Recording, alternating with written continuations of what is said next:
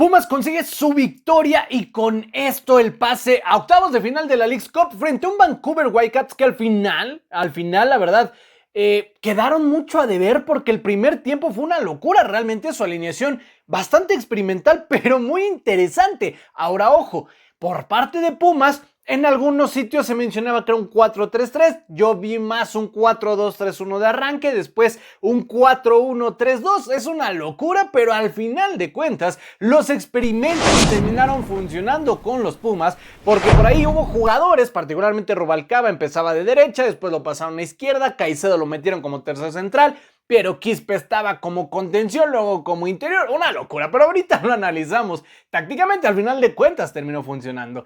Antes te dejo el top de los mejores y los peores jugadores que nosotros elegimos en este partido, chécalo muy bien. Vamos con lo mejor, en donde ponemos a César el Chino Huerta, Piero Quispe y Julio González, los tres de Pumas. En lo peor ponemos a Sebastián Berhalter, John Udvik y Brian White, los tres de Vancouver.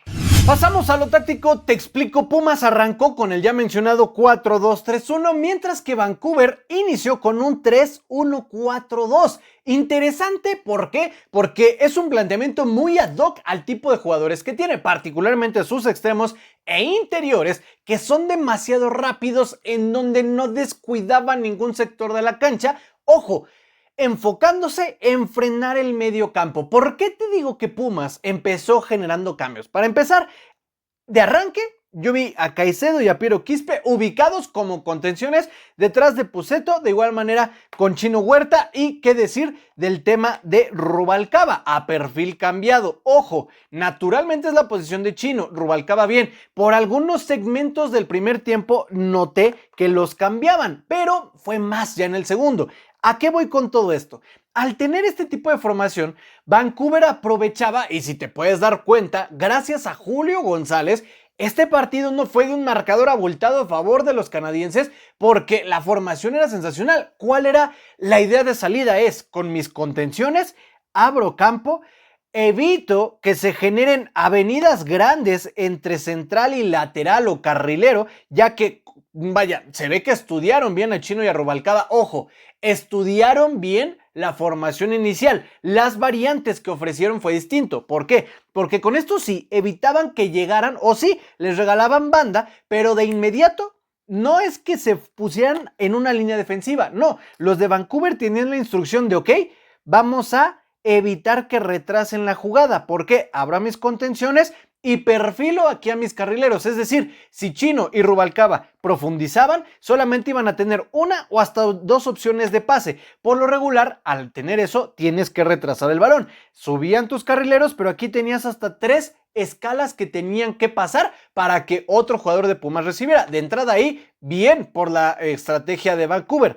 ¿Qué sucedió con todo esto?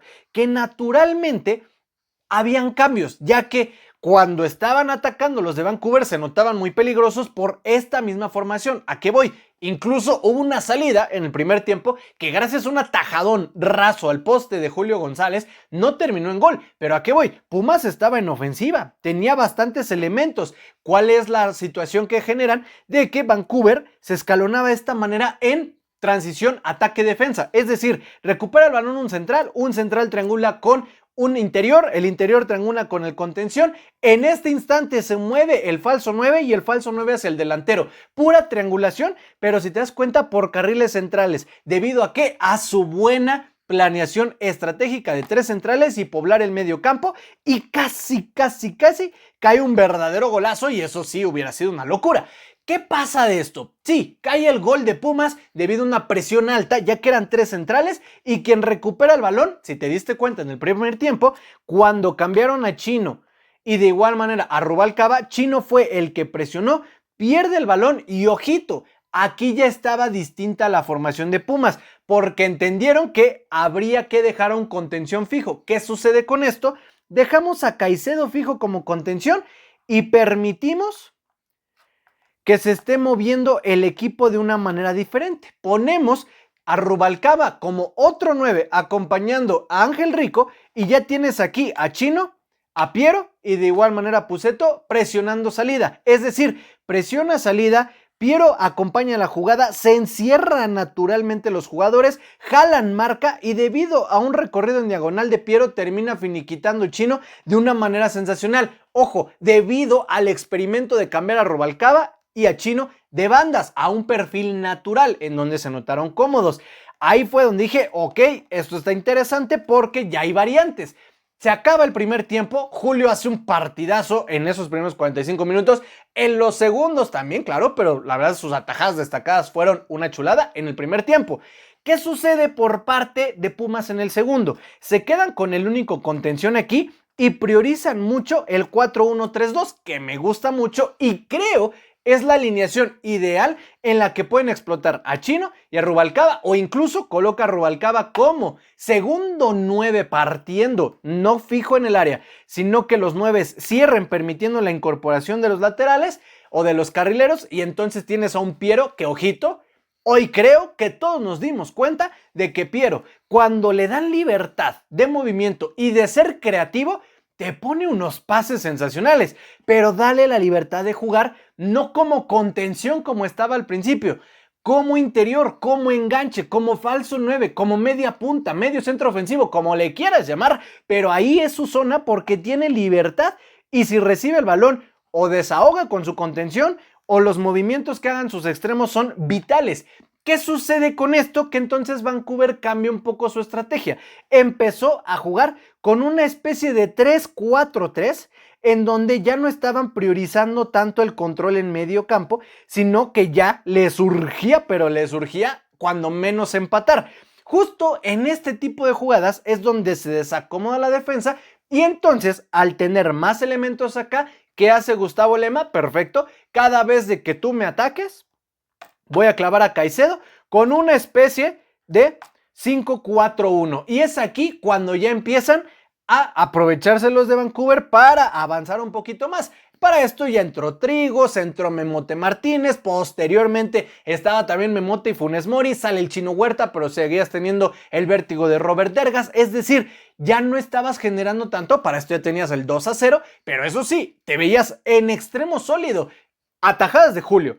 Una muy buena saga defensiva en donde tenías a Licha Magallán, de igual manera a Natán Silva y a Caicedo aquí, sensacional. Ahora ojo, el experimento que primero habían puesto de Licha Magallán y Duarte intercambiando roles, al principio se vio dubitativo. Cambiaron a un esquema de otra vez Natán y Licha, pero poniendo aquí a Caicedo y ojito, pareciera broma, pero Benevendo y Duarte eran prácticamente otros centrales, es decir, poblado el área defensiva de Pumas, porque aquí los laterales eran los que marcaban en diagonal. Y si te diste cuenta, sí, había hasta 3 opciones de remate para Vancouver, 2 siempre repartiéndose bien los carriles externos para buscar centros, pero casi siempre ganaron todos los remates, los de Pumas, y los que no, Julio los sacó de una forma sensacional. Pumas en el primer tiempo, o mejor dicho, en todo el partido, fue de menos a más, y de qué manera, muy sólida, muy rígida, muy bien.